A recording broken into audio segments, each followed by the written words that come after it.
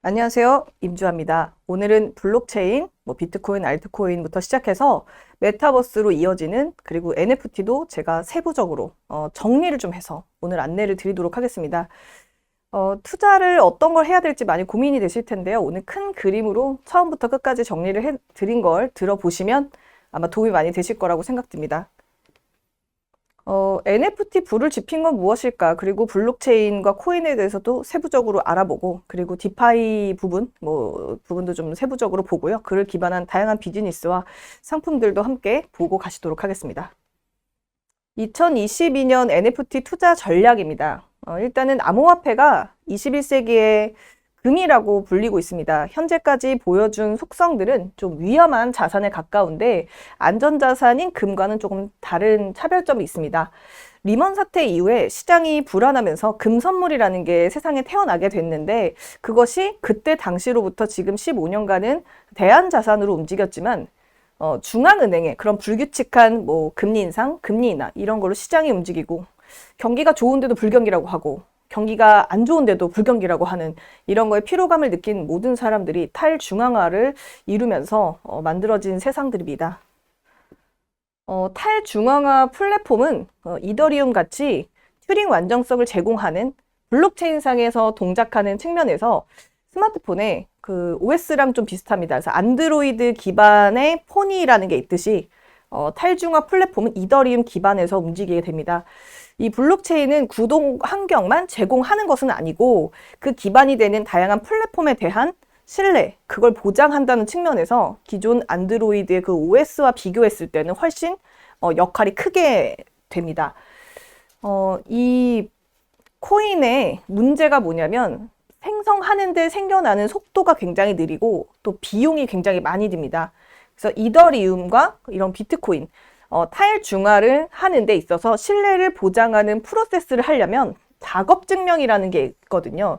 그래서 이따가 아마 더 자세히 설명을 해드리겠지만은 작업을 증명한 건 계산식을 해서 코인이 하나가 발생되는 그 작업을 증명하는 걸 계속 계승하면서 코인이 발생되는 건데 이 작업 증명에는 해킹, 디도스의 위협은 없이 튜링의 완전성을 제공하기 위해서 이더레인 블록체인 상에서 프로그램을 구동할 때마다 지불해야 하는 가스라는 개념이 있습니다. 그래서 검색창에 이더리움 가스라고 치면은 가스 차트가 마치 인베스팅에서 혹은 해외 선물에서 나오는 나스닥 지수처럼 가스의 차트가 있습니다. 그걸 제가 보여드릴 텐데 그 가스라는 개념을 적용해서 비용 부담이 커진 그런 모습들을 시세를 볼 수가 있습니다. 이게 이더리움 가스 가격 차트인데 12월 18일에 가스 가격이 급등했다는 거는 가격이 상승했다라는 거랑도 알 수가 있고요. 최근 12월 말에는 가스가 많이 비싸지지 않았기 때문에 코인 생성에는 비용적인 부담은 좀 적었겠죠. 이더리움 재단은 이 검증 프로세스를 기존의 작업 증명이라는 게 이제 기존 거고요. 지분 증명이라는 걸로 바꾸려는 시도를 하고 있어요. 그래서 나 이더리움 사려면 어느 타이밍에 사야 되지? 잠시 뒤에 설명을 드립니다. 이 작업 증명은 이론적으로 해킹이나 개인의 일탈로 인해서 블록체인 시스템에 문제가 발생하지 않는 것을 보장은 하지만 지분의 증명은 보장하진 않습니다. 근데 작업 증명이 과거형이고 지분 증명이 다음 세대로 넘어가는 형태인데 이 이더리움 재단이 지금까지 축적된 시스템 운영을 바탕으로 발생할 수 있는 다양한 문제를 방지하는 방식이 지분 증명이라는 걸 개발해서 이 테스트넷이라는 걸 가동을 했습니다. 그래서 테스트넷을 통해서 신뢰할 수 있는지, 안정성이 있는지 확인이 된다고 하면은 기존의 이더리움의 생태계를 모두 2.0 버전으로 이동을 하게 됩니다. 이 테스트넷이라는 거는 실제 블록체인 네트워크를 적용하기 전 테스트 환경 상태인데 블록체인 프로젝트 2.0이 실제 출시하게 되면 메인넷으로 바뀌게 됩니다. 그러니까 1.0은 지금 메인넷 상태인 거고 2.0은 테스트넷 상태인 것입니다. 제가 작업 증명이라는 거랑 지분 증명을 나눠 놨는데 계산이 어려운 문제를 풀어서 이제 코인이 하나씩 뿅뿅 태어나는 거라고 보면은 지분 증명은 플랫폼에 있는 코인을 가지고 있는 양 그리고 기간으로 결정하는 그러니까 그걸 확률적으로 뽑는 것이기 때문에 향후 시장이 넓어지는 걸 보시려면 지분 증명으로 이동을 하는 게 맞습니다. 그래서 차이점을 잘 확인해 보시면 작업 증명을 기반으로 한 것은 비트코인과 이더리움이고 지분 증명으로 넘어가게 되면 더 신기한 혹은 기존에 알고 계신 코인들 솔라나, 에이다, 이더리움으로 이제 바뀌게 된다고 보시면 되겠습니다. 제가 이걸 설명드리는 이유는 맨 마지막에 NFT를 설명하기 위한 과정입니다.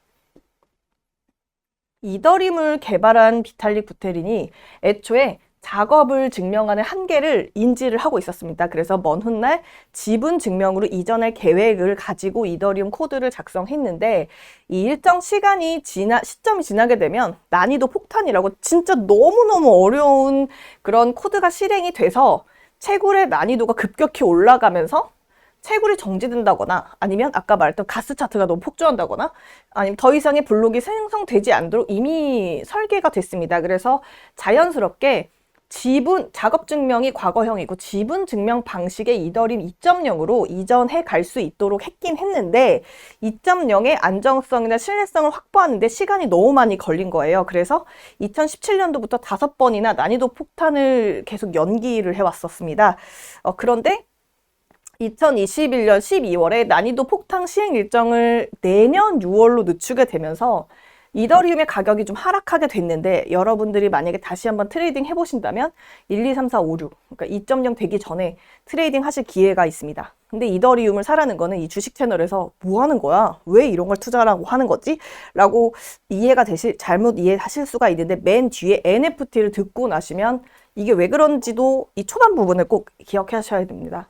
탈중앙화 플랫폼을 탄생시킨 이 이더리움이 작업 증명, 그 기존 버전 작업 증명의 한계를 극복해 지분 증명 방식에서도 시스템을 원활하게 그리고 안정적으로 운영될 수 있는 것을 확인시켜 주는 게 이 중앙을 벗어난 플랫폼 산업의 키맨입니다. 그래서 지분 증명 방식이 빨리 원활히 잘 되고 안정적으로 가는 게 정말 핵심이라는 걸 잘 보셔야 됩니다. 왜냐하면 이더리움 기반의 새로운 코인이 탄생했을 때 그 애가 빠르고 안정적이면 굉장히 많은 상승을 볼 수가 있습니다.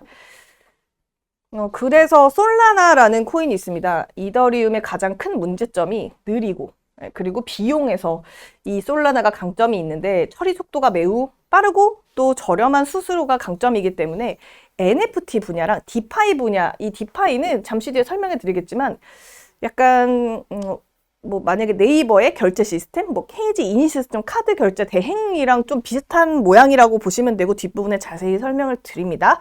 어쨌든 NFT는 기술적으로 좋아 보이는 물건 혹은 우리가 알고 있는 그 예술 작품인 물건을 거래하는 그리고 디파이는 금융 분야거든요. 그래서 그 두 분야에서 이더리움을 대체하는 플랫폼으로 성장할 가능성은 있습니다. 뭐 성장한다고는 제가 보장할 수는 없지만 가능성은 있고 되게 주목받는 코인이고 또 하나는 카르다노라는 건데 우로보로스라는 변형된 지분 증명 그러니까 아까 그 작업 증명이 아니라 지분 증명 방식을 쓰는데 보유한 코인의 수에 비례해서 블록 생성 권한, 너에게 권한을 줄게. 권한과 검증 권한을 주기 때문에 코인을 가지고 있을수록 가치를 떨어뜨릴 비정상적인 행동을 안 한다는 가정을 기반합니다. 그러니까 코인을 많이 갖고 있으면 아우 나 그냥 시장가로 한번 딱 던져가지고 돈만 먹고 끝내야지 이런 게 아니라 자기가 많이 갖고 있는 사람일수록 여길 가지고 움직이는 거죠. 그래서 이 카르다노 메인넷에서 D앱을 개발하는 파트너사가 조금 부족해서 좀 인기는 좀 떨어져 있는 상태지만 뭐 컨셉은 굉장히 좀 훌륭한 모습입니다. 그리고 이더리움이나 솔라나, 카르다노 같은 이 블록체인은 블록체인 상에서 이 분산 응용 구동이 가능한 측면에서 기존 시스템이 아까도 말씀드린 핸드폰의 안드로이드처럼 OS랑 같은 형태입니다. 그래서 이중 이더리움의 경우 잠시 후 설명을 드릴 텐데 ERC20이 있고요. 뒤에 있는 숫자가 다른 게 또 하나가 있고 또 다른 게 하나가 또 있거든요. 이 세 가지를 아셔야 NFT를 이해하실 수가 있기 때문에 설명을 드리는데 ERC20이라는 약속을 제공을 합니다. 그래서 ERC20을 통해 이더리움 블록체인 기반의 가상화폐 토큰을 발행할 수가 있습니다. 그러면 이 ERC20 기반으로 D앱은 간접적으로 이더리움의 영향을 받고 이더리움에게 수수료를 주는 방식입니다. 근데 NFT의 경우에는 ERC721, 그 다음에 ERC115라는 게 있는데, 그럼 잘 보면은 ERC는 20, 721, 115 세 가지가 있는 거예요. 근데 721이랑 1155라는 다른 프로토콜을, NFT는 다른 프로토콜을 쓰고 있지만 기본적으로 운영되는 방식은 20 기반이랑 일반 토큰이랑 비슷하게 생겼어요. 근데 잘 이해가 안 가실 수도 있겠지만 일단 뒷부분으로 설명을 좀 이어가 볼게요. NFT 확산이 가장 빠른 거는 아까도 말씀드렸지만 디지털 아트, 그러니까 디지털 자산, 그림, 뭐 엔터 뒷부분에 자산들 많이 나옵니다. 그 다음에 게임 아이템 두 개로 나눠져 있어요. 근데 이 디지털 아트는 예술적인 가치가 있는 거랑 기술적 가치가 있는 게 있어요. 그러니까 그림인데 이게 예술성이 있는 사람이 만든 것이냐 아니면 기술적으로 정말 화려하게 되어 있는 구성이냐에 따라서 두 개로 나뉘는데, 이 예술적 가치는 전통 예술가들이 디지털 아트를 창작하고 NFT로 만들어서 판매를 하는 그런 플랫폼에다 얹어서 팔아버리는 형태인 거고, 이 기술적 가치는 블록체인에 기술적으로 점점 앞으로 더 좋아지거나 아니면 기술적으로 최초 생성된 게 너무 귀한 그런 상징인 경우 그 가격이 오르는 구조로 돼 있습니다. 근데 뒷부분을 보시면 ERC는 똑같은데 숫자를 잘 보세요. 저 맨 위에 있는 건 20, 721, 20, 721, 20, 721로 제가 나눠놨는데 발행했을 때 20과 721의 입력 값이 그 진행되는 방향이 다 달라요. 잘 보시면. 그래서 예를 들어 그냥 토큰 자체로만 생성하는 거는 보내는 주소, 받는 주소, 보내는 양이 되게 중요한 입력 값이고, 보내는 주소에서 송신 주소로 그 양만큼 토큰을 주는 건데, NFT가 발생되는 721 버전은 여기까지는 토큰 아이디까지 똑같고요. 요것만 다르고요. 그 다음에 권한 처리, 그 아이디 소유자를 받는 주소로 바꿔 토큰을 전송하는 방식인데, 이게 좀 다르다는 거를 알고 계셔야지 이 뒷부분에 나오는 게임 NFT, 엔터 쪽 NFT, 예술 NFT 다 말씀드릴 수가 있어요. 그래서 이 721하고 20의 어떤 코드 레벨단의 차이를 잘 확인하시는 게 굉장히 중요할 것 같습니다. 그리고 이 20은 일반적인 토큰을 발행하는 규약이고 721은 NFT를 발행하는 규약입니다. 두 개가 달라요. 근데 115는 뭐냐면 이 20과 721을 장점만 합쳐가지고 만든 것인데, 가장 대표적인 특징은 여러 명의 수신자한테 2개 이상의 토큰을 한 번에 거래로 보낼 수가 있어요. 예를 들면 115로 만들어진 NFT라고 치고, 그러면 사겠다는 사람이 토론토에 한 명 있고 뉴욕에 한 명 있어요. 그러면 둘한테 한 번에 전송을 할 수가 있어요. 그래서 이걸 통해서 거래 비용 한 번에 2명 보내는 거잖아요. 얼마나 거래비 수수료가 안 들겠죠? 그리고 거래 시간도 줄일 수가 있어요. 일거리를 줄이는 거죠. 그래서 NFT 시장, 그 다음에 P2E 게임 시장에서 활성화에 기여를 하는 거는 115다. 그리고 이더리움의 그런 넷 관련 새로운 규약인 115번을 통해서 더욱 강해지는, 그러니까 앞으로 시장은 이걸로 확장이 되는 거라고 보시면 됩니다. 그래서 비트코인하고 이더리움밖에 모르는데 라는 분들한테는 지금 너무나 어려운 이상한 제약 바이오 코드 번호 같은 게 지금 나와 있는 거고, 이걸 아시는 분들은 왜 이제서야 한강에서 다루나 생각하실 수 있을 것 같습니다. 그래서 일단은 코인 부분의 전략을 먼저 짜드릴게요. 왜냐면 결국 맨 마지막에 NFT를 사는 거는 코인을 가지고 사는 거잖아요.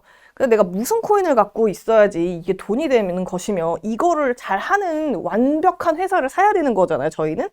그러니까 코인의 투자 전략을 한번 말씀드릴게요. 보수적인 투자는 그냥 비트코인만 투자하시는 것도 괜찮을 것 같아요. 근데 공격적인 투자자라면 비트코인, 이더리움 섞든지 아니면 이더리움만 하시는 것도 좋을 것 같아요. 왜냐면 이 모든 거래 베이스는 아까 말씀드렸듯이 스마트폰에 안드로이드가 있고 애플에 아이폰에 들어간 OS가 있는 것처럼 이더리움 기반의 플랫폼 자체가 그냥 이 코인계의 OS라고 생각하시면 돼요. 그래서 이더리움만 할 거냐, 비트코인만 할 거냐를 결정하는 방법도 있고, 그러니까 비트코인 같은 경우에는 특징 한 3가지로 정리해보면, 일단 발행량은 제한되어 있기 때문에 약간 금이랑 살짝 비슷할 수 있어요. 그리고 구형 버전, 지분 증명이 아니라 작업 증명으로 가장 확실해.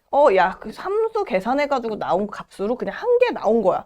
그래서 신뢰가 유지가 될 수 있어요. 그리고 세 번째로는 가상화폐의 기축통화의 역할을 하고 있잖아요. 너무 유명하고. 그렇다 보니 가상화폐나 자산 시장이 성장하는 거에 대해서 같이 동반 상승을 할 수가 있기 때문에 그냥 그 자체가 가치가 있는 거죠. 뭐 예를 들면 제가 배추를 하나를 가지고 있는데 하나에 500원이에요. 근데 이게 정말 안 썩고 그대로 가져간다고 하면 뭐 지금 500원짜리 가지고 있으면 앞으로 10년, 20년 뒤에 500원이나 1000원일 수 있겠죠. 자산 가치가 오르니까. 근데 썩잖아요. 그죠? 근데 얘는 변하지 않기 때문에 그냥 뭐 마치 금처럼 가지고 있다가 뭐 손자나 손주한테도 물려줄 수 있는 그런 보수적인 상품이에요. 근데 이더리움은 이제 이걸 가지고, 그러니까 우리가 금을 가지고 제가 이렇게 슈퍼마켓에 가서 뭐 먹을 걸 바꿔 먹을 순 없어요. 근데 이더리움은 이더리움 자체로도 화폐로 사용할 수가 있는 그 플랫폼이 있잖아요. 그래서 이더리움 같은 경우에는 이제 특징을 좀 정리를 해보자면 튜링 완전성이 최초로 제공한 어떤 선점 효과를 가진 시장의 어떤 가장 기축이 되는 것이라고 볼 수 있어요. 뭐 예를 들면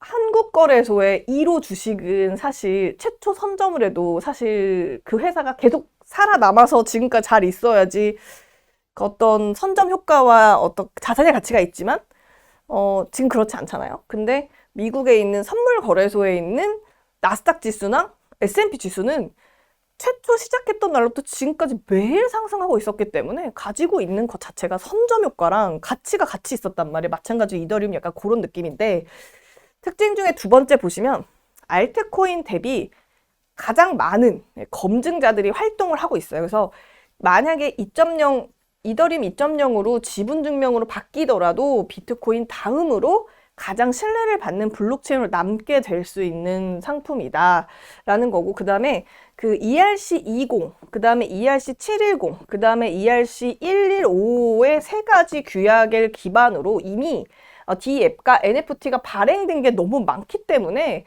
그것 때문에라도 자산 가치가 붕괴가 된다거나 없어지진 않습니다. 그래서 마치 현재 스마트폰의 OS 또 그 이상의 지위를 가질 수 있다는 그 점 때문에 투자 가치가 있기 때문에 참고하시면 좋을 것 같고, 알트코인, 그냥 듣기만 해도 사람들이 이래요. 비트코인이나 이더리움이나 사지, 알트는 왜 사? 그런데 뭐 위험한 건 사실이에요. 근데 그렇게 따지면 주식은 안 위험한가요? 주식도 되게 시총 낮고 답도 안 나온 애들 많잖아요. 근데 그럼에도 얘는 제한적 비중으로 분산 투자를 하는 경우 만약에 중기적으로 그냥 뭐 3, 4, 5년 끌고 간다 가정했을 때 좀 아이디어가 될 만한 거는 제가 보기에는 이더리움을 대체하는 플랫폼을 표방하는 레이어 1코인이 있습니다. 예를 들면 솔라나, 에이다, 폴카닷, 루나, 뭐 거래소에 이미 상장돼 있는데 이런 애들이 이더리움을 대체할 수 있는 플랫폼인 거를 표방하는 1군 정도 생각하시면 될 거예요. 근데 아마 이거 샀는데 나 막 마이너스 몇 퍼 물렸는데 막 저거 샀는데 물렸는데 그런 거는 뭐 시대적으로 주식도 오르고 내리는 게 있고 선물 상품도 오르고 내리는 게 있듯이 얘네도 오르고 내리는 새가 있거든요. 그래서 이것도 거래 상태나 애들의 퀄리티를 좀 보시고 투자를 염두를 해둘 수 있는 상품이라고 볼 수 있을 것 같고, 가상화폐를 통해서 실질적으로 추가적인 그 가치를 창출하는 게임 엔터테인먼트, 스포츠 미술, 이 컨텐츠 관련 NFT 코인도 좀 살펴보는 게 좋겠다라는 말씀에 이 두 가지를 잘 기억하시면 알트코인도 꼭 다 나쁜 것만은 아니라는 걸 잘 성장주 같은 느낌으로 생각하시면 될 것 같습니다. 그래서 알트는 그렇게 하시고, 가상화폐랑 관련해서 직접 상장된 기업들입니다. 다 뒤에 US가 붙어 있기 때문에 미국 주식들이고요. 여긴 홍콩이네요. 이거는. 네, 홍콩인데 채굴하거나 채굴을 지원하는 회사들입니다. 밸류를 보시면은 뭐 돈이 너무 많고 사실 얘네 회사들 주가가 오르면 조금 찝찝힐 수 있는데 반도체 주식도 같이 상승합니다. 왜냐면 뭐 CPU, GPU 다 갖다 써야 되니까. 그래서 반도체 관련된 주식들, 컴퓨터 관련된 주식들이 많이 같이 오르고, 활용되는 서비스 이 부분은 정말 포텐이 엄청 크게 터질 수 있는 건 맞는데 지금 당장 사서 막 얘가 막 우리가 무슨 여기다가 뭐 1,000억을 뭐 들어간다고 해서 갑자기 우와 막 다 같이 비트코인 거래하자 와 이렇게 되는 건 아니기 때문에 뭐 시기를 두시고 체크를 해보는 게 좋을 것 같습니다. 그래서 요거가 상장된 기업들이 좀 있고, 그러면 이제 NFT로 조금 자세히 넘어가 볼게요. 게임뿐만 아니라 게임 밖에서의 코인, 그리고 NFT 거래소도 아이템 거래가 됩니다. 예를 들어 게임은 게임 내에서 주고받고, 근데 돈이 되진 않죠. 내가 돈 아이템을 사가지고 뭐 아이템을 시장에 내놓을 수 있는 거래소가 그 게임 안에 있으면은 뭐 거래를 할 수 있지만, 내가 5,000원 들여 산 게 막 10,000원 돼서 나오거나 뭐 그러진 않죠. 물론 뭐 리니지의 다이아를 샀는데 게임 아이템 거래소라는 데 가가지고 거기서 뭐 팔아서 100만 원 벌 수는 있어요. 근데 이 NFT는 게임 아니라 게임 밖, 그 NFT 거래소 세 군데서 거래가 되기 때문에 내가 옛날에는 부모님이 게임하지 마라, 나 게임하는 남자 여자 너무 싫어 이렇게 얘기했었던 그 시대를 이제 벗어날 수 있는 어떤 재화의 경제적 생산활동을 할 수 있는 부분이 시작이 된 거예요. 그래서 블록체인 자체가 가상화폐를 기반으로 하고 있는데, 이 해당 탈중앙화 플랫폼을 이용하는 인간, 사람들끼리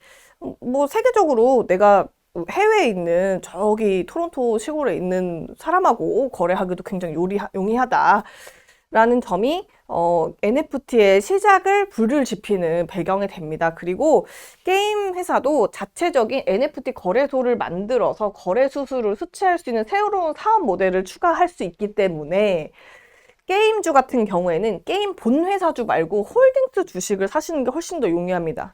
그러니까 홀딩스 자체 지주사가 밑에 게임 회사를 두고 거래소를 두고 여러 가지 가지를 둔 다음에 본인이 그거를 중앙에서 발행, 거래, 플랫폼을 제공하기 때문에 실제로 돈을 버는 거는 지주사가 됩니다. 근데 지주사 주식이, 게임에서 주식이 잘 간 적이 없는데 역사적으로 움직일 수 있는 지금 시점이 2022년 초반이 될 것 같아요. 이 NFT에 불을 지핀 사건이 뭐냐면 엑시 인피니티예요. 엑시는 이 게임 안에 있는 그 캐릭터 이름인데, 엑시라는 캐릭터가 한 마리에 100만 원에서 150만 원이에요. 근데 이걸 3마리를 사야 되고, 3마리를 사서 뭐 새로운 캐릭터가 하나 더 태어났다. 이걸 거래소에다 내놓으면 100만 원, 150만 원을 받을 수도 있고, 내가 이렇게 몇 마리 더 태어난 걸 갖고 있어요. 근데 누가 새로 게임을 시작한대. 그러면 이 3마리를 렌트해주고 돈을 받을 수가 있어요. 현금으로. 그래서 이 엑시 인피니티가 뭐야? 바로바로 돈이 되고 코인이 되네? 근데 이걸 거래하는 코인을 바꿔놨더니 코인 가격이 확 올라가지고 막 뭐 1억, 2억, 3억이 되니까 사람들이 이제 눈을 뒤집힌 거죠.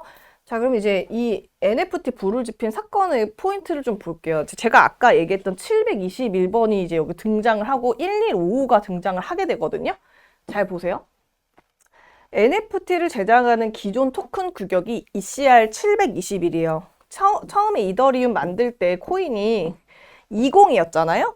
근데 721 기존 토큰 규격으로 만들면, 만약에 게임 아이템을 내가 만들었어. 방어구, 물약, 무기 이런 걸 만들었어. 근데 이거를 한 개씩 배포하고 거래도 한 개씩만 해야 되는 거죠. 미칠 일이죠. 하나에 뭐 5만 원인데 하나 105만 원 거래소 가서 환전하고 다시 넣고, 거래소 가서 환전하고 다시 넣고, 사서 다시 팔고 다시 넣고 쟤한테 보내주고, 이렇게 하면 너무 힘든 거죠. 그래서 NFT 수수료, 효율성을 개선한 토큰 규격이 1155인데 이 1155로 쓰게 되면은 쫙 묶어가지고 묶음 배송 쫙 묶어가지고 묶음 배송 쫙 한 번에 쫙 이렇게 보내줄 수 있기 때문에, 사람들이 NFT를 제작하는 토큰 규격이 1155로 가면서 갑자기 거래가 활성화가 확 되는 거죠. 마치 쿠팡의 묶음 배송 같은 느낌인데, 한 번에 묶어서 사면 빨리 쇼핑 끝나고 돈 더 쓰게 되잖아요. 금액 맞추려고. 약간 그런 느낌처럼 이렇게 시대가 바뀌어가면서 갑자기 확 NFT 게임 와 가자 이렇게 올라가게 된 거예요. 자, 그러면 이 엑시 인피니티 같은 경우에는 아까 말했던 엑시가 3마리가 필요해요. 그래서 한 마리가 나오면 그걸 이제 거래소에 팔 수가 있어요. 근데 하나가 100만 원, 150만 원 비싸. 그럼 3개 사면 최소 300만 원 이상이잖아요. 그죠? 근데 게임 유저가 게임하려고 나도 돈 벌어보자 했더니 너무 비싼 거예요. 아니 무슨 나 코인 살 돈 100만 원밖에 없는데 게임에서 돈 벌어보려고 했더니 900부터 초기 자금이 들어가는 거잖아. 900이 넘잖아. 1000이잖아요. 그러니까 게임 유저한테 비용 부담이 되니 이 플레이어한테 3마리를 빌려주고 돈을 받는 스콜라십이라는 제도가 있어요. 이 제도라는 걸 만들면서 또 갑자기 붐이 된 건데 NFT를 건드린 부분이 이거예요. 그러면서 이 디파이가 이슈가 돼요. 스마트 컨트랙트라는 그 컴퓨터 코드를 통해서 금융기관 없이 제3자 개입 없이 P2P 대출이 되는 거죠. 이쯤 되면은 약간 걱정돼요. 금융을 잘 모르는 사람들이 가끔 금융사기 전화 받아서 돈 송금하는 경우도 있는데 우리 잘 모르는 사람, 금융을 잘 모르는 사람들이 P2P 하면서부터 딱 들는 게 사기꾼 같은 느낌, 이미지가 그렇잖아요. 좀 안 좋잖아요. 뭐 어디서 무슨 상품에 돈을 막 모으는 것 같고. 근데 그게 돼요. 되는데 이 스마트 컨트랙트에 기반한 디파이가 대여 안정.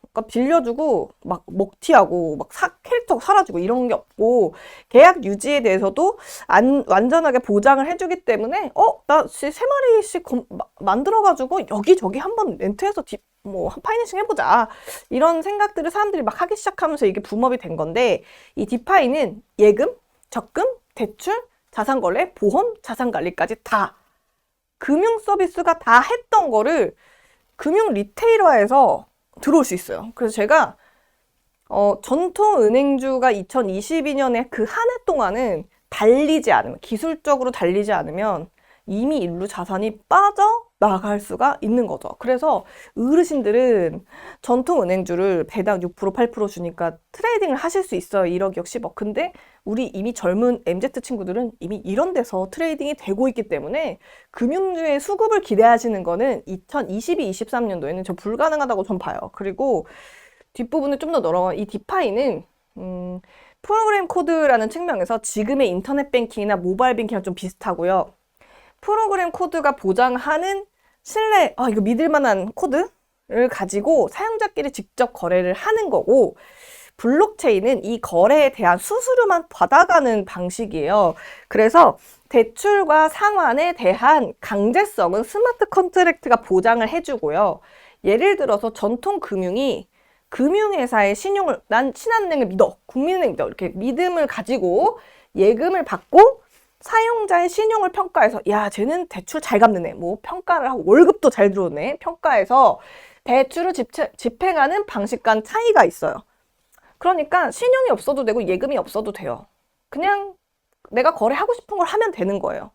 그래서 가상화폐에 대해서 좀 엄격한 국가일수록 디파이로 금융거래를 받아들이진 않을 거예요. 그래서 계속 어떤 식으로 되냐면 규제했다 풀었다, 규제했다 풀었다, 규제했다 풀었다를 반복하게 될 거예요. 왜냐면 은행 집단이 완벽한 구조로 되어 있는 국가면 국가일수록 안 한다고 할 것이고 그런 게 좀 약한 국가일수록 더 활성화가 되는 구조로 돼 있거든요. 그러니까 뭐 PC, 뭐 모바일 폰 이런 전자기기가 활성화돼 있는데 금융 시스템은 조금 약한 국가면 인구가 많다. 너무 호황일 수 있는 거죠. 예를 들면 지금 현재 인도? 그래서 금융의 공공성을 앞세워서 디파이를 용인하는 것이 옳은지 나쁜지에 대한 논쟁은 계속될 거예요. 한 2년 정도. 그런 측면에서 특정 국가는 디파이 없이 시파이만으로 존재할 수가 있어요. 이 시파이는 또 뭘까? 자, 디파이는 금융이죠. 금융 서비스죠. 시파이는 뒷부분에 설명드릴게요. 바로 뒷페이지에. 일단 디파이는 어플리케이션 범주가 5개예요.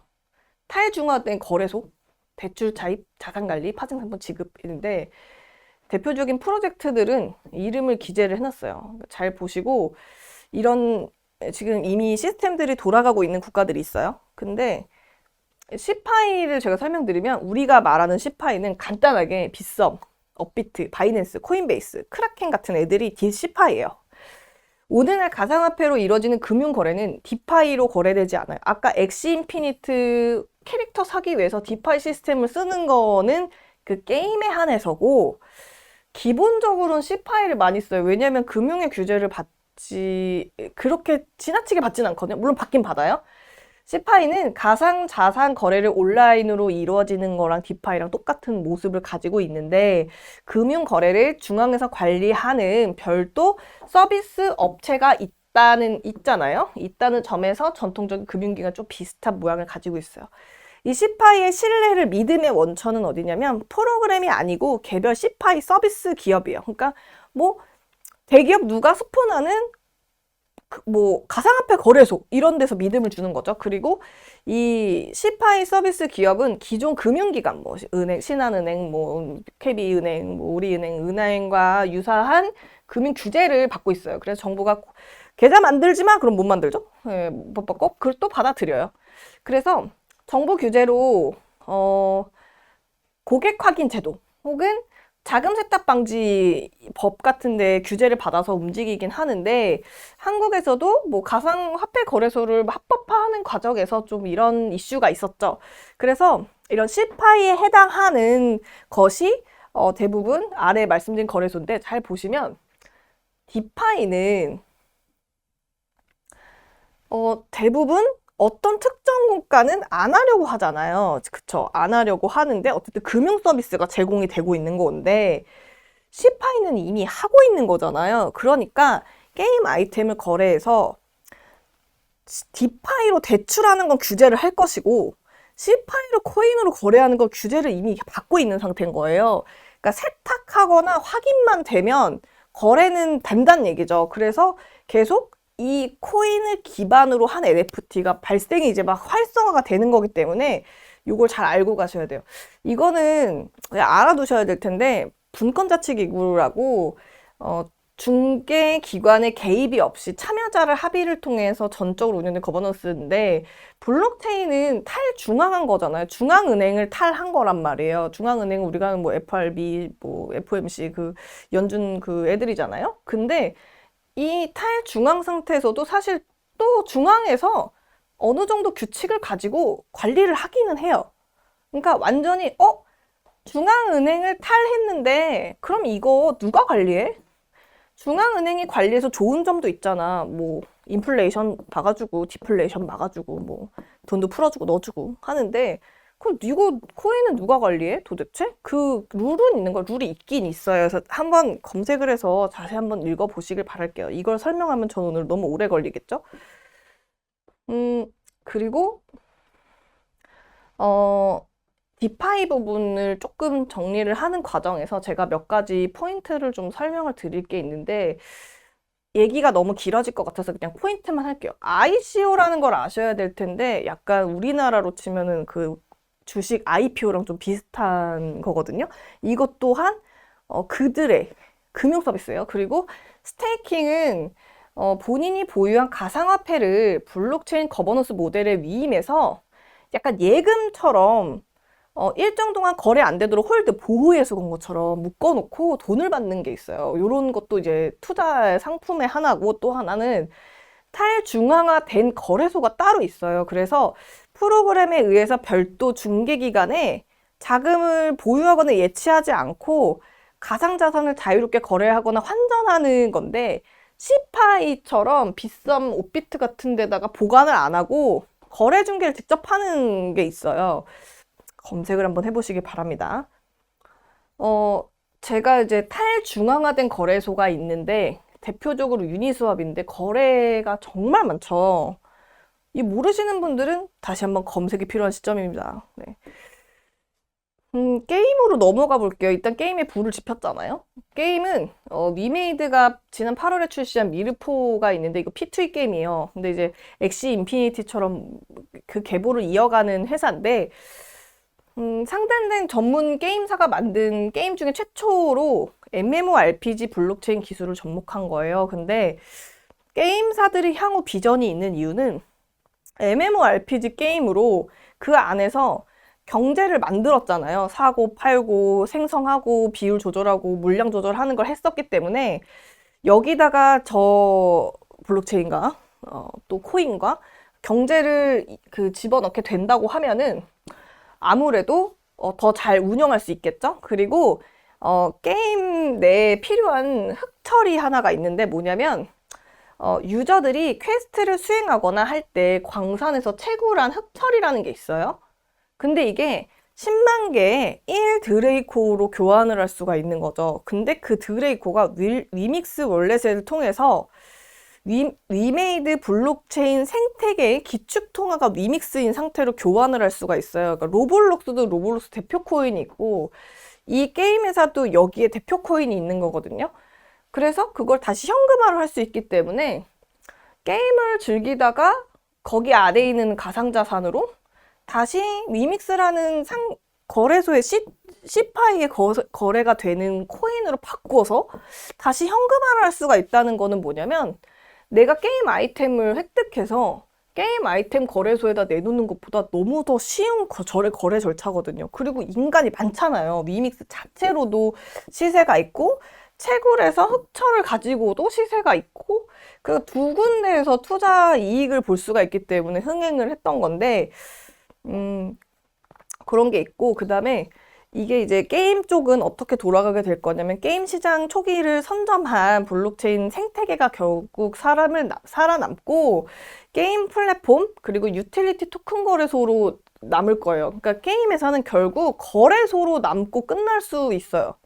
그래서 이 핵심은 뭐냐면 게임 내 재화 가치를 일정 범위 내에서 계속 안정적으로 유지할 수 있냐 이거죠. 마치 중앙은행이 돈을 막 찍어냈는데 이게 계속 1달러에 1,000원, 1,200원, 1,700원 선으로 돌아다니는 이걸 잘 유지할 수 있느냐가 게임 회사의 이제 미션인데 이미 그들은 그런 게임 내에서 재화의 경제 생태계를 수십 년 동안 운영해봤기 때문에 MMORPG 게임사들은 끝까지 살아남는 구조로 보시면 돼요. 그렇기 때문에 와 게임도 지금 미친듯이 간다 이게 끝은 아니고 더 가면 더 갈 수 있는 거거든요.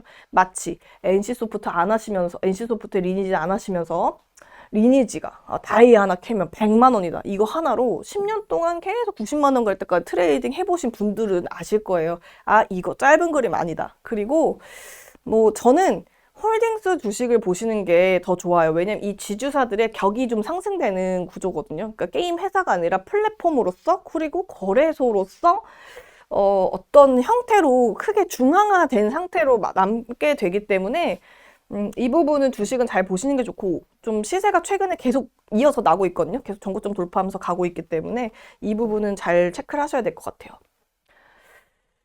게임하고 엔터하고 애매하게 중간에 걸쳐있는 애가 하나 있어요. 근데 또 NFT를 발행하고 있는 게 하나 있는데 그게 아프리카 TV인데 아프리카 TV NFT 마켓에 AFT 마켓에 인기 BJ의 3D 아바타 스페셜 영상 다시 보기를 NFT로 발행을 해요. 근데 이걸 내가 만약에 100 주고 샀어. 근데 다시 거래소에 내놓으면 다시 다른 사람은 이 시세로 사가요. 무슨 얘기냐면 제가 만약에 한국경제TV에서 방송을 했어요. 근데 제가 너무 인기가 많은 거죠. 제 영상을 사람들이 막 사려고 하다 보니까 10,000원이 100만 원이 된 거예요. 누가 제 영상을 샀어요. 다시 거래소에 내놔요. 그럼 그 영상을 보려고 또 누가 사가요. 이런 식으로 구조가 돼 있거든요. 그러면 수익이 어떻게 되냐면 BJ한테 50%가 돌아가 저한테 50만 원이 오는 거죠. 너무 좋은 거죠. 잠깐 악플만 달리지 않는다면 한번 해보고 싶다는 생각이 자료 준비하면서 많이 들었어요. 어쨌든 NFT 소유권은 한 명한테만 주고요. 원본 VOD, 낙찰 금액, 구매자 닉네임도 노출이 돼요. 닉네임 누구님이 주아의 주식 영상을 샀다. 뭐 이런 식으로. 근데 NFT 상품 구매 시 수수료를 제외한 수수료 빼고 50%가 가기 때문에 내 영상 잘 만들어서 잘 올리고 내 인기가 많으면서 누가 사가면 서로 행복한 거예요. 네, 그래서 이런 식으로 이미 시작이 됐어요. 시작이 됐고 또 이 팬덤 같은 경우에는 유튜버와 같은 이런 BJ들도 연예인에서 한정된 게 아니라 이제 콘텐츠 제작자한테도 가게 되기 때문에 콘텐츠 자체보다도 콘텐츠를 제공하는 BJ의 충성도에 의해서 거래가 되는 거긴 해요. 아프리카 TV는. 근데 게임이 방송이 제일 많단 말이에요. 그래서 게임 아까 말했던 P2E 서비스 게임을 뭐 진행하는 BJ인 경우 게임 내에서도 수익 내고 게임 밖에서도 방송으로 수익 낼 수 있기 때문에 이쪽으로 희한하게 저 어릴 때는 없었던 더 고수익을 창출하는 직업이 생겨나게 된 건데 별풍선 매출이 매년 20%씩 성장하고 있고, 또 작년 같은 경우에는 법인들 중에서 돈 많이 번 법인들이 아프리카 TV 주식을 진짜 많이 샀단 말이에요. 그렇기 때문에 더 성장할 수 있는 그런 상황이에요. 게임 방송이 62%고요. 버라이어티 토크가 24%인데, 토크 쪽 말고요. 게임 쪽 BJ들은 게임에서 돈 벌고, 게임 BJ로 돈 벌고, 또 NFT로 또 돈 벌고, 이런 구조로 가요. 그래서 이런 부분들을 좀 잘 체크를 해봐야 되고, 또 AFT 마켓에서 BJ의 아바타가 놀 수 있는 공간, 프리블록스라는 걸 런칭할 예정인데, 만약에 제 아바타 버추얼 휴먼으로 만든 거예요. 지금 오늘 제 머리처럼 새로운 아바타를 만들어서 짜잔, 그 NFT 플랫폼 안에 프리블록스에 가가지고 움직이면 여러분이 저의 어떤 영상을 사주면, 아니면 캐릭터로 사주거나 뭐 사주면 저한테 수익이 오는 게 되는 겁니다. 그래서 팬 베이스에 기반한 새로운 메타버스 공간으로 게임, 쇼핑, 라이브 스트리밍, 부동산 거래까지 다양한 경제 활동을 이 아프리카 TV가 프리블록스를 통해서 연칭할 예정이기 때문에, 그래서 주가가 잘 안 빠지는 거예요. 그리고 이 프리블록스 안에서 통용되는 제안은 메타버스 프리벅스라는 게 있는데, 이 플랫폼이 상반기에 오픈할 거니까 메타벅스라고 하고 프리벅스, 우리 스타벅스 좋아하시는데 그 벅스 생겨요. 네, 그래서 거기서 거래가 될 예정이랍니다. 아트테크랑 재테크가 인기를 끈 배경인데, 지금은 이제 게임에서 제가 이제 미술이나 수집품으로 좀 설명을 넘어가 볼게요. 아트테크 인기 끈 배경에는 다음과 같은 미술품의 특징이 있어요. 오늘 기사가 났는데, MZ 세대를 40살까지 딱 묶어가지고, 저도 MZ인 거죠? 40살까지 묶어놓고 미술품 거래 금액대가 60%가 넘더라고요. 그러니까 이미 젊은 사람들이 이걸 사는 거예요. 실제 그림과 NFT 그림을 둘 다 살 수 있는 소비층인데, 이 아트, 재테크가 인기를 끈 특징이 1번, 아트 프라이스에서 블루칩 미술품 가격이 S&P 지수보다 더 높게 가고 있어요. 안 끊기고 쭉 가고 있거든요. 그리고 미술품이 다른 자산에 비해서 상관관계가 없어요. 경기 변동이 없는 거죠. 연준이 돈 푼다고 미술 가격이 내려가진 않거든요. 그 부분이 좀 안정적이라고 판단한 거고, 그러니까 이것도 또한 탈중앙화의 필요성을 느끼는 사람들이 코드가 딱 맞는 상품인 거죠. 그리고 작품에 대한 소유권을 n분의 1로 나눠가지고 내가 작품을 팔지 않고 웹상에서 클릭만 해서 나눠서도 팔 수가 있어요. 근데 이게 아직 어르신들은 답답하죠. 아니, 저렇게 좋은 그림 내가 한 방에 다 사고 싶은데 쟤네들은 뭐라고 이 왕그림을 요만하게 쫄라가지고 사는 거지? 이거는 아마 그냥 이해 안 되시는 분은 영원히 이해 안 되실 거예요. 영원히 안 되실 거고. 그러니까 노래 한 곡을 그대로 3분 딱 통째로 사면 되지, 노래를 잘라서 사는 애들은 왜 사는 거지? 이해 안 되시죠? 안 되신 분들 끝까지 안 되실 거예요. 이거는 안 되는 건 그냥 포기하시길 바랄게요. 그리고 디지털 아트는 구매 운반 소장에 있어서 좀 우위에 있죠. 왜냐면 실제 아트는 운반비, 보관비, 뭐 또 구매비가 있잖아요. 그리고 또 현금 거래 하잖아요. 미술품 사면 계좌이체 해줘야 돼. 5천만 원 사면 5천만 원 1억 계좌이체 해줘야 되잖아요. 그죠? 그러니까 이런 부분에 따라서 디지털 아트는 좀 편리한 거죠. 카드로 살 수도 있어요. 그리고 디지털 아트는 좋은 게 뭐냐면 무한복제로 진품 인증과 소유권 보장에 어려움이 있었는데 NFT가 그걸 해결해주면서 이 시장이 갑자기 빵 뜬 거예요. 예를 들면 저 어릴 때 호아마마 전쟁들과 관련된 그 가장 무서운 재앙이 복제품이었잖아요. 근데 이제 그 호아마마보다 전쟁보다 무서운 복제가 없어졌기 때문에 NFT는 이 시장으로 이제 자리를 잡으면서 앞으로도 많은 새로 태어나는 우리 많은 세대들이 이 시장에서 많은 거래가 이루어질 예정이죠. 이 블록체인 게임 회사에서 디지털 농구 카드 수집 게임을 출시를 했는데, 좋은 NBA의 중요한 순간이 기록된 장면을 디지털 토큰으로 팔고 개인끼리 교환할 수가 있어요. 근데 저는 농구화는 살 수 있는데 농구 토큰까지는 관심이 없거든요. 사실 저한테는 관심 없는 내용인데 너무 관심 있으신 분들은 관심 있을 내용이죠. 그리고 UFC 기반의 디지털 카드 나올 예정이고요. 얼마 전에 2021년 11월에 무한도전 장면을 NFT로 팔았는데 950만 원에 낙찰이 됐어요. 그래서 수집품은 물건, 디지털 아트를 넘어서서 갑자기 컨텐츠로 이제 이동을 조금씩 하게 돼요. 그리고 또 이런 것도 있어요. 플레이보이라는 회사가 오랜만에 상장을 했는데 모르시는 분 없으시죠? 예, 뭐 저만 아는 건 아니죠? 근데 플레이보이가 상장을 했어요. 상장을 했는데 토끼 모양 NFT로 만들어서 판매를 하고 있어요. 근데 이게 한 개당 0.19 이더리움을 판매가 됐는데 오픈시라는 거래소가 있거든요. 거기서 자유롭게 거래가 돼요. 그래서 플레이보이가 이 NFT만 팔아서 일단 100억을 땡겼어요. 그래서 이걸 가지고 있으면 저에게 향후 플레이보이 클럽의 멤버가 되는데 이것만 갖고 있으면 동영상 시청 권한을 줄 예정이래요.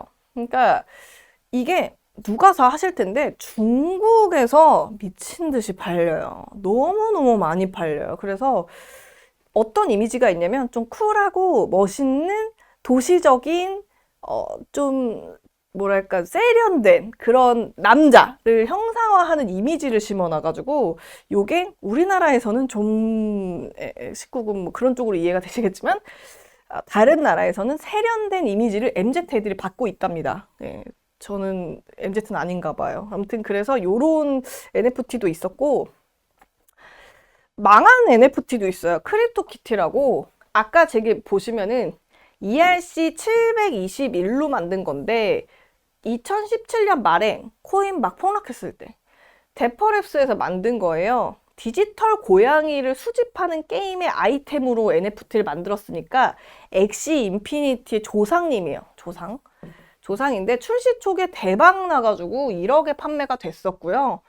크립토키티 활성화가 이더리움 블록체인의 부담을 가중시켰어요. 막 가스값 오르고 막 만들기 어렵고 그래서 거래 지연되고 비용도 너무 많이 들고 그러다 보니까 약간 이게 포인트예요. 거래 지연 비용이 많이 들면 출시했을 때 인기 있어도 점점점 가치가 떨어져요. 그러니까 빨리 그리고 적게 생성되는 걸로 가야지 되는 건데 크립토키티가 소유하고 번식시키고 거래하는 것의 재미의 중심에 있었는데 요걸 잘 살린 게 아까 미르 그리고 엑시비티티 그런 것들이에요. 이게 이제 결국 2020년에 와서 조금 더 업그레이드 돼가지고 사람들의 마음을 얻었던 거죠. 빨리 되고 여러 개로 물약 하나 파는 걸로 하나씩 거래하는 게 아니라 묶어서 할 수 있는 ERC1155가 나타났기 때문에 지금 막 흥행하고 있는 건데 초반에는 이런 것도 있었어요. 좀 약간 인기 없는 것도 있었다.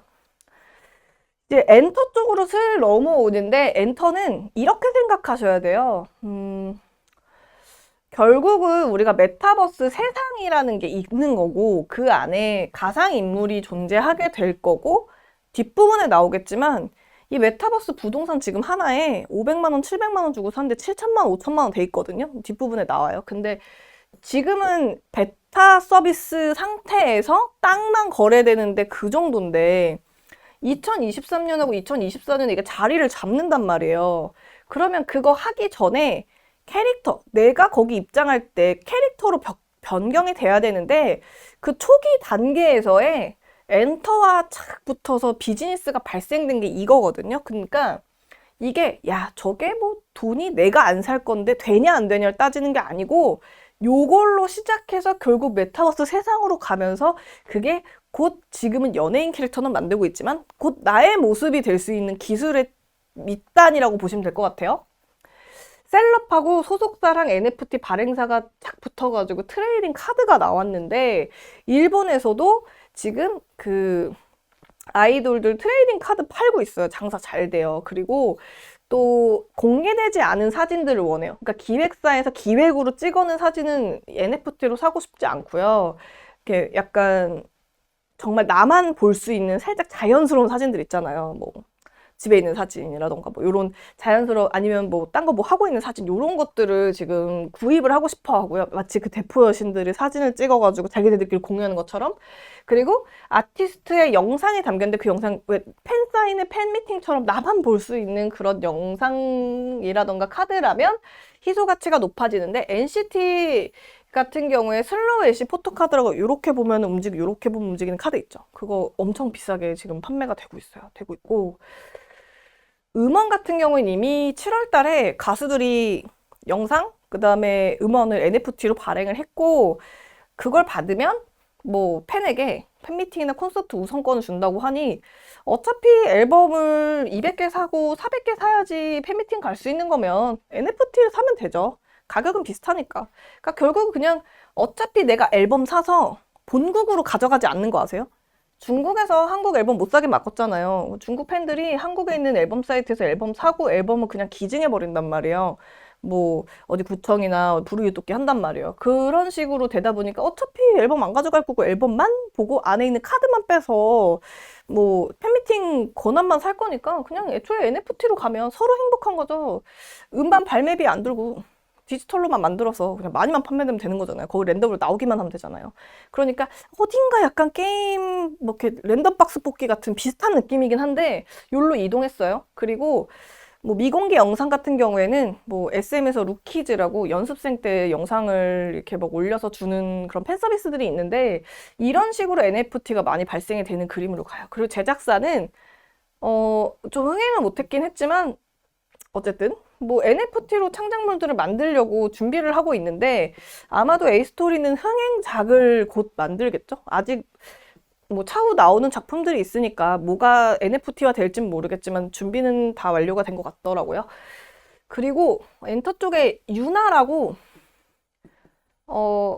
그 가상 아이돌이에요. 가상 아이돌인데 되게 유명한 작가 어떤 회사에서 슈맥 컨텐츠라는 회사에서 프로젝트를 한 건데 솔라나라고 아까 얘기했던 블록체인 기억나세요? 그 이더리움 기반으로 조금 흥행할 수 있는 그 기반으로 발행을 이미 10,000개를 찍었어요. 유나 거를. 근데 이거를 만약에 사면 권한을 줘요. 뭐 에어드랍 무료로 몇 개 주고 음반 할인권 주고 뭐 기념품 우선권 주고 어플 이용권 주고 콘서트 무료 초대권 주고 뭐 VIP 시사회권 주고 또 유나의 음반에 대해서 수익을 또 받을 수도 있어요. 배당도 나왔거든요. 그러니까 내가 이 캐릭터를 사랑하면 노래나 서비스도 받을 수 있고 돈도 벌 수가 있는 거예요. 그러니까 물론 저도 덕질해봐서 알죠. 사랑하면 뭐 사실 내가 준 거는 고밖에 써주면 좋지. 내가 준 걸 가지고 내가 얘를 가지고 돈을 벌어야겠다. 이런 생각을 가지는 팬은 없거든요. 근데 그런 사람들도 있는 거예요. 여기에. 그래서 이런 상품이 뭐 일단 터졌어요. 잘 됐어요. 그래서 뭐 음반이 내년에 나오긴 하는데 일단은 뭐 콘서트 수익 배당 10% 주고 뭐 콘서트 5회 무료 입장 해주고 스트리밍 수익의 5% 주기 때문에 지금은 에이 뭐야 사이버 가서 아담 아니야? 같은 느낌이지만 얘가 메타버스 세계에서 어떻게 될지 모르죠. 얘가 데뷔하고 7년 차 때는 어떻게 될지는 우린 몰라요. 얘가 대박 날지 안 날지. 그러니까 일단 몰리는 거죠. 그리고 에스파 같은 경우에는 지금 그 세계관을 계속 연결해가지고 NFT를 이어갈 건데 보니까 그 자이언트 스텝이랑 했었던 것 같더라고요. 뭐 보시면 자이언트 스텝에 대한 설명을 보면 근데 뭐 하이브가 지분을 어쨌든 샀으니까 둘이 그렇게 사이가 좋지는 않으니 에스파는 아마도 다른 NFT를 또 할 것 같아요. 이런 업체들이 꽤 있어요. 한 대여섯 개가 있기 때문에 좀 할 것 같고 하이브 같은 경우에는 1월에 공개되는 웹툰 같은 경우에는 다음 회차를 보는 NFT로 드랍을 시켜가지고 NFT화 하기 때문에 전 기획사가 한다고 보시면 돼요. 버추얼 휴먼 제작사가 만든 가수가 있어요. 근데 사실 저는 조회수는 되게 높거든요. 조회수가 89만 회인데 좀 엔터 사업을 잘 모르는 것 같긴 해요. 왜냐면 엔터에서 아이돌을 만들 때 예쁜 애, 센터, 쌍꺼풀 없는 애, 있는 애, 노래 잘하는 애, 좀 통통한 애, 마른 애, 귀여운 애, 그 다음에 뭐 똑똑한 애, 뭐 이렇게 몇 명 두루두루 섞어서 한 번에 치저를 딱 때려가지고 누구는 얘 좋아하고 누구는 얘 좋아하고 해서 이렇게 팬덤을 몰아서 만들어줘야 되는데 요거는 제가 보기에는 뭐 평가하는 건 아니지만 너무 내립다 큰 눈하고 큰 입만 있는 애들로 이렇게 구성을 하긴 했지만 어쨌든 해외에서 봤을 때 동남아에서 취저할 얼굴이긴 해요. 그래서 일단 데뷔곡이 나왔는데 좀 잘 됐고 싸이월드 플랫폼에서 뭐 활동하겠죠? 이런 버추얼 음원들. 그리고 여기 있는 멤버 중에 한 명이 그림을 그렸는데 2천만 원에 팔렸어요. 근데 지금쯤은 사람들이 이걸 좀 의심하기는 합니다. 뭐 예를 들면 이거 가격이 누가 사서 이 가격 시세를 만든 거냐 의심하긴 하는데 뭐 어쨌든 계속해서 이쪽으로 좀 성장하는 그림이 있습니다. 그 이제 버추얼 휴먼으로 좀 넘어갈 수가 있는데, 이번에 가요대축제에서 KBS에서 루이가 진행을 했었고, 그 다음에 미국에서는 우리가 했었던 복면가왕을 좀 바꿔서 이렇게 캐릭터로 만들어서 음악방송을 만들었는데, 시청률은 떨어졌는데 다른 나라에 팔아가지고 좀 잘 됐고요. 중국 같은 경우에는 진짜 예쁘게 만들었어요. 디멘션 노바라고 해서 버추얼 가수를 만들어가지고 조회수가 엄청 많이 나와서 수익성이 좀 됐었던 경우가 있습니다. 미국의 메타버스에서는 이런 게 있어요. 더 샌드박스라고 해가지고 P2E 메타버스 플랫폼인데, 땅이 있어요. 땅이 있고 이 땅을 거래하는데 미리 얼마예요. 근데 예를 들면 아까 말씀드린 것처럼 500만 원 샀는데 7천만 원이 되기도 하는 그 땅 서비스를 말합니다. 거기에 누가 투자를 했냐면은 삼성넥스트, LG테크놀로지 벤처스, 컴투스도 투자가 됐고요. 여기에 여러분이 잘 아는 제페토, 포로로, K리그, 워킹데드, 스머프, 아타리까지 165개 브랜드랑 파트너십이 돼 있기 때문에 이 지역에는 전 세계에 있는 웬만한 캐릭터는 다 들어가서 있게 될 땅이라고 생각하시면 돼요. 그래서 여기가 거래가 좀 많이 되고 있다. 그리고 또 매트릭스 월드라고 돼 있는데, 제가 붙여놓은 사진이 여기 지금 첨부가 돼 있지 않네요. 지금 요것도 아마 검색해 보시면 자료가 한 3, 4개밖에 없는데, 지금은 베타 서비스 상태로 땅이 돼 있어요. 뭐 예를 들면 공연장 옆 땅을 샀는데 500만 원에 지금 뭐 3천만 원. 뭐 여기 도로 옆에 뭐를 샀는데 그 부지가 누가 자꾸 사가가지고 7천만 원 이렇게 된 경우가 있어서, 약간 MZ 세대 중에 부동산 대박 부자 나온 애들은 여기 이 상품 매트릭스 월드라는 서비스에서 하고 있어요. 그래서 이게 지금 베타 서비스 중이고, 2022년 1월에 매트릭스 월드가 데모 아바타가 나올 예정, 데모 공간이 나올 예정이에요. 갤러리라던가 공연장 같은 게 나올 예정인데, 그 근처에 있는 땅들을 막 열심히 사더라고요. 근데 제가 좀 힌트를 드리자면, 도로를 사십시오. 왜냐면 도로 옆 땅을 사십시오. 그래야지 재개발하려고 할 때 통째로 거래가 된답니다. 큰 공간을 확보하려고, 캐릭터가 많이 들어오게 되면. 뭐 어쨌든 그래서 요 설명은 한번 시간 관계상 한번 보시기 바랍니다. 최근에 이런 경우가 있어요. 예금 예치율이 가장 많은 은행은 어딜까? 사람들이 다 KB은행 생각하시던데 지금은 K뱅크입니다.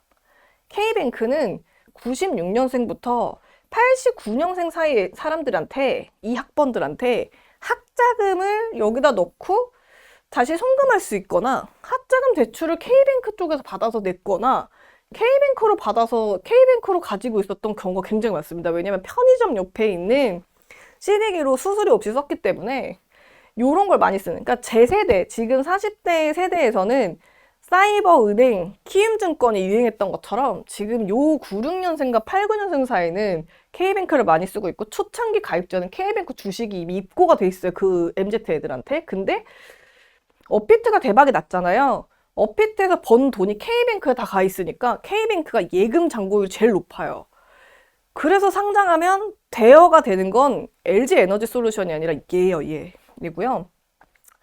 그래서 기존 은행들은 그럼 어떻게 해야 되냐. 향후 2년 안에 어차피 수탁 업무를 굉장히 잘했던 사람들이 전통적으로 남의 돈을 잘 보관해줬고 증명을 잘해줬기 때문에 향후 비트코인의 대부분이 비밀번호를 몰라서 못 찾는단 말이에요. 그래서 가상화폐에서 맡긴 자산들이 해킹으로 없어지기 때문에 은행은 수탁 업무를 받으면서 수수료를 받으면 제가 보기엔 이거 되는 비즈니스라고 보거든요. 그 전까지는 전통은행의 주가는 좀 잘 모르겠어요. 그래서 이 부분을 잘 체크를 해야 된다라는 말씀을 드리고, NFT를 투자하실 때 하는 기업들은 이 페이팔, 스퀘어, 뭐 메타, 페이스북이 있고, 그 다음에 고객을 잡아가지고 장사를 하는 애들은 아마존, 애플, 구글, 스타벅스가 있고, 그 다음에 금융기업은 요 3군데가 있습니다. 그래서 요거 참고하시면 좋을 것 같고요. NFT랑 결합해서 이제 수혜를 받는 게임이나 컨텐츠, 뭐 수집품 같은 경우에는 로블록스나 위메이드, 컴투스를 보시는 게 좋을 것 같고요. 컴투스로 사는 게 아니라 컴투스 홀딩스로 보셔야 된다고 제가 여러 번 말씀드렸어요. 그리고 메가 IP 컨텐츠는 닌텐도나 아까 플레이보이 설명했을 때 좀 뭐야 하셨을 텐데 정말 너무 장사가 잘 돼요. 중국 애들 너무 좋아하고요. 하이브, 그 다음에 뭐 스포츠 쪽에서는 이렇게 두 가지가 있는데, 이건 뭐 신뢰성이 있다까지는 뭐 언급을 좀 드리긴 좀 어려울 것 같습니다. 그래서 사실 이거 말고도 더 많은 자료를 준비해서 해 왔었지만 시간 관계에선 여기까지만 진행을 하고요. 더 자세한 내용은 다시 임주화를 찾아주시면 제가 또 다시 이어서 설명을 드리도록 하겠습니다. 도움이 많이 되시길 바라겠습니다.